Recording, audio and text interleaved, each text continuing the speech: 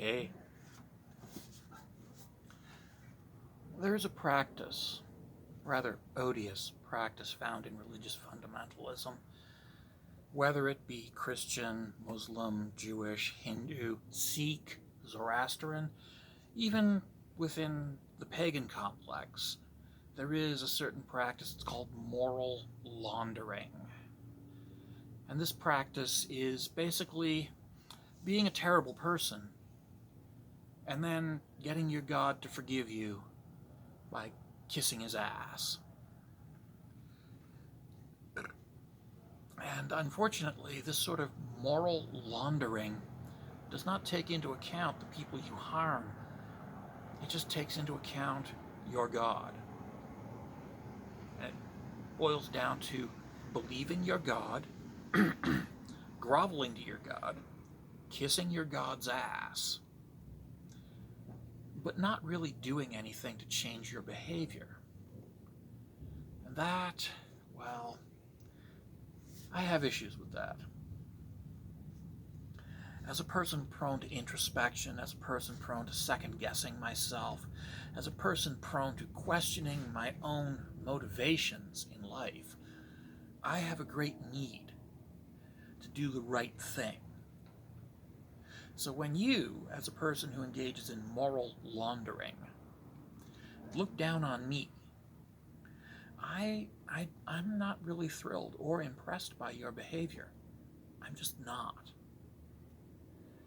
And if you're looking down on me, sneering down on me, saying, well, you're going to be punished because you don't believe, I want you to think about something. If your God is really the shallow, superficial, vapid, morally degenerate shitball that you think your God is, you have a bad God. You have a terrible God. And you have a God that is unfit to be worshipped. But if you have a good God, a moral God, an ethical God, a God that thinks like me, your God's going to have a few pointed questions for you after you die. Like, why did you kick that homeless person? Yeah, I know he's below you on the pecking order, but why did you kick him?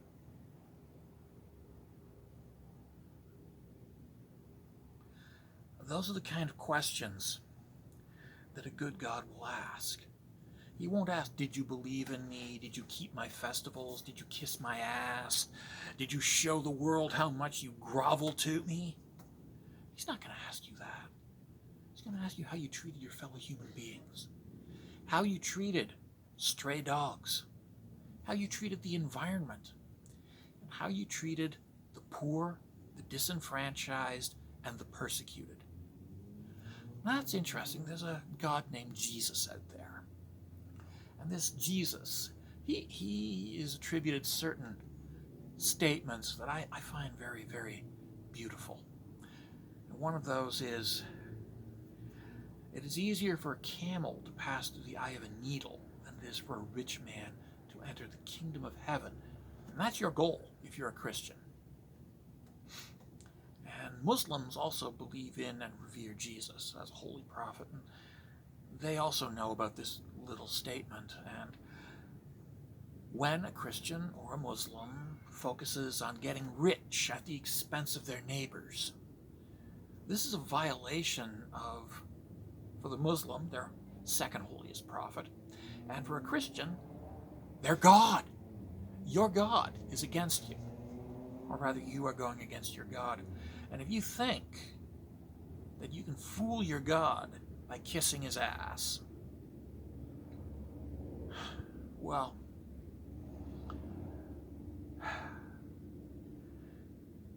if your God actually exists, I think he'll be better than that. I think he will. If your God really does exist, I don't think he'll want you kissing his ass. I think he'll want you treating other people decently. And if you haven't, he's going to have some pointed questions for you. Why did you kick that homeless person? Maybe it was a literal kicking of a literal homeless person. Maybe it was the figurative kicking of a figurative homeless person. But if you treated somebody badly that you had social status over, social rank and power above, and you treated them badly, I think that your God is going to have some rather pointed questions for you. And when you go up to him and say, look at me, I kissed your ass, I obeyed you in every possible way, I groveled to you, he's going to say, how'd you treat your neighbors? And I don't mean the guy next door to you who goes to the same country club as you. I mean the guy that lives on the other side of town, lives in a shitty little apartment, and struggles to feed his family. I'm talking about him. That's your neighbor too. I'm talking about that little brown Arab in Gaza that just wants to survive. I'm talking about the Mayans who live in the Yucatan and who just want to be able to live in their own villages. And you support the politicians that support the oil companies that hire the mercenaries to drive them out of their villages so the oil companies can move in and take over. How did you treat your neighbor? How did you treat your neighbor? Your neighbor includes the prostitute turning tricks on the street corner. How did you treat her? Did you say good morning to her? How are you today, ma'am? Beautiful day. Hope you have a good day. Hope you have a safe day. Did you say that? Or did you look down on her and say, dirty whore? Or maybe you whipped out a $20 bill and say, what can I get for this? Yeah? Think about it. Apparently Jesus was very friendly with prostitutes. He liked them. Got along with them. He considered them very important people. So if you're treating them badly, and you're a Christian, you call yourself a Christian, you might need to do some serious explaining to Jesus. What do you think?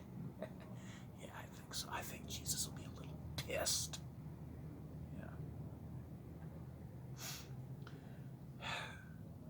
Because yes, your neighbor isn't just the guy next door who goes to the same country club as you, goes to the same church as you, shares your beliefs and ideologies. Your neighbor is everybody. Your neighbor is everybody, including all the people that you think you should be entitled to look down on.